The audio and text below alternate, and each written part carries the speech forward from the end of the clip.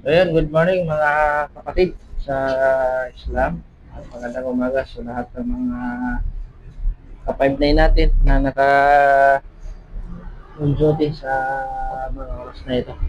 So, nag-assist tayo sa ka-5-9 natin dahil mayroong hinatid na 37.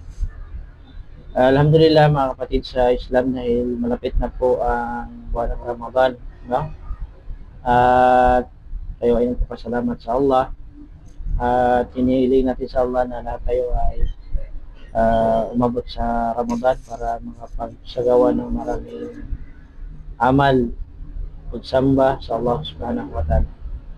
So, bilang isang Muslim,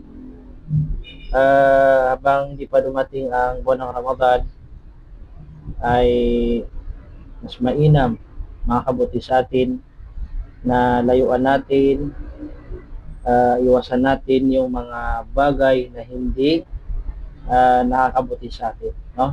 Ang lahat ng mga bagay na hindi nakakabuti sa atin bilang isang Muslim ay layuan natin, iwasan natin, pamuhian natin mga kapatid sa Islam.